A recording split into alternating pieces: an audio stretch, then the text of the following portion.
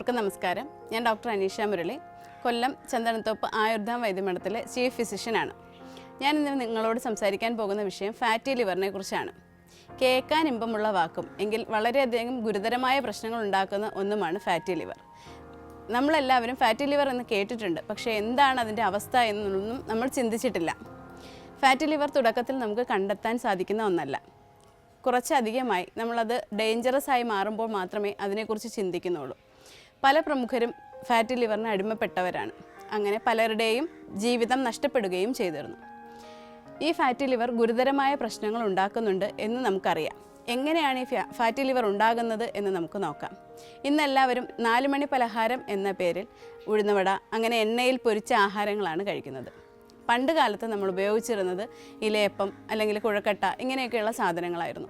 ഇന്ന് എണ്ണയിൽ പൊരിച്ച സാധനങ്ങൾ വീട്ടിലുണ്ടാക്കുന്നതുമല്ല, കടയിൽ നിന്ന് വാങ്ങുന്ന എണ്ണയിൽ പൊരിച്ച സാധനങ്ങളാണ് നമ്മൾ കഴിക്കുന്നത്. ഈ എണ്ണ എത്ര ദിവസമായി അവർ ഉപയോഗിക്കുന്നതാണ് എന്ന് നമുക്ക് പോലും അറിയില്ല. ഈ പലഹാരം നമ്മളെടുത്ത് ഒന്ന് അമർത്തി നോക്കിയാൽ അതിൽ നിന്ന് എന്തുമാത്രം എണ്ണയാണ് നമുക്ക് കിട്ടുന്നതെന്നും അറിയാൻ പറ്റും. ഇതെല്ലാം നമ്മുടെ ശരീരത്തിനുള്ളിലേക്കാണ് എത്തുന്നത്.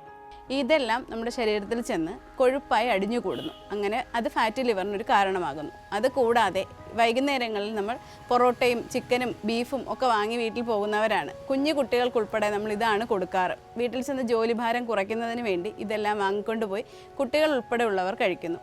ഇതെല്ലാം ദഹന പ്രക്രിയയെ ബാധിക്കുകയും ഇതെല്ലാം കൊഴുപ്പായി അടിഞ്ഞുകൂടുകയും ചെയ്യുന്നു. ഈ രീതിയിൽ നമ്മൾ കഴിക്കുന്നത് കൊണ്ട് ഫാറ്റി ലിവറിന് അതും ഒരു കാരണമാകും. പിന്നെ ജീവിതശൈലി രോഗങ്ങളിൽ തന്നെ നമുക്ക് ഫാറ്റി ലിവറിനെ പറയാവുന്നതാണ്. കൃത്യമായ വ്യായാമം ഇല്ലാത്തതും ഫാറ്റി ലിവറിനൊരു കാരണമാണ്. നമുക്ക് ചെയ്യാവുന്ന ഏറ്റവും നല്ല കാര്യം വൈകുന്നേരങ്ങളിൽ 4 മണി പലഹാരങ്ങളായി ഈ എണ്ണയിൽ വറുത്ത സാധനങ്ങൾ ഒഴിവാക്കിക്കൊണ്ട് നമ്മുടെ വീട്ടിൽ തന്നെ ഉണ്ടാക്കാവുന്ന ചെറിയ ചെറിയ പലഹാരങ്ങൾ കഴിക്കുക. അല്ലെങ്കിൽ നമുക്ക് ഉണ്ടാക്കി കൊടുക്കാൻ പറ്റുന്ന വീട്ടിൽ എണ്ണ പലഹാരങ്ങൾ ഉണ്ടാക്കാൻ പറ്റുമെങ്കിൽ മിതമായ അളവിൽ നമുക്ക് ഉണ്ടാക്കി കൊടുക്കാൻ ശ്രമിക്കുക. അതുപോലെ ഈ പൊറോട്ടയും ബീഫും അല്ലെങ്കിൽ പൊറോട്ടയും ചിക്കനും എന്നിവയൊക്കെ നമ്മൾ ഒഴിവാക്കിക്കൊണ്ട് വീട്ടിൽ തന്നെ ഉണ്ടാക്കാൻ പറ്റുന്ന ആഹാരങ്ങൾ ഉണ്ടാക്കുക. ചപ്പാത്തി പോലെയോ അല്ലെങ്കിൽ അങ്ങനെയൊക്കെ ഉള്ളത് എണ്ണ ഒഴിവാക്കിക്കൊണ്ട് നമുക്ക് ഉണ്ടാക്കാൻ പറ്റുന്ന പലഹാരങ്ങൾ ഉണ്ടാക്കുക. ദോശ, ഇഡ്ഡലി, ഇലയപ്പം, കുഴക്കട്ട ഇങ്ങനെയൊക്കെയുള്ള സാധനങ്ങൾ നമുക്ക് വീട്ടിലുണ്ടാക്കി കഴിക്കാവുന്നതാണ്.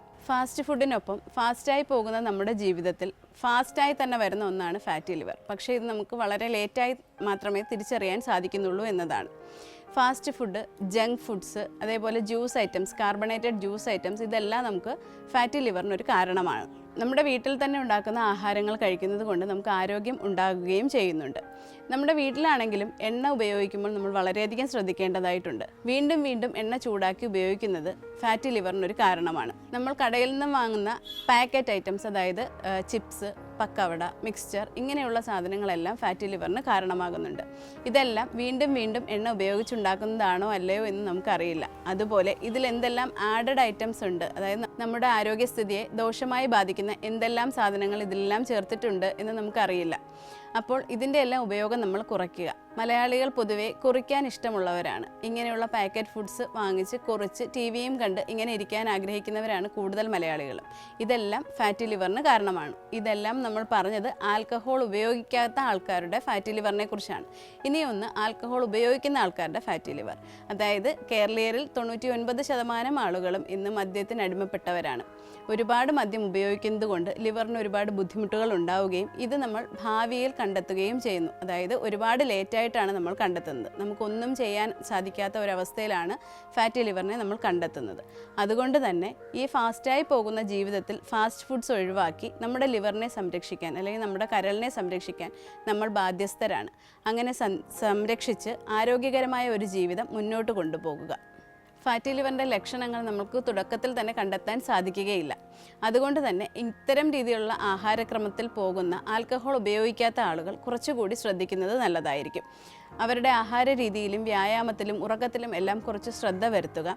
ആൽക്കഹോൾ ഉപയോഗിക്കുന്ന ആളുകൾ ആൽക്കഹോളിൻ്റെ അളവ് കുറച്ച് തീരെ ഉപയോഗിക്കാത്ത ഒരവസ്ഥയിലേക്ക് വരിക. അങ്ങനെയാണെങ്കിൽ ആരോഗ്യത്തോടെയുള്ള ഒരു ലിവറുമായി നമുക്ക് ജീവിക്കാൻ സാധിക്കും. എല്ലാവർക്കും ആരോഗ്യപൂർണ്ണമായ ഒരു ദിവസം ആശംസിക്കുന്നു. നന്ദി, നമസ്കാരം.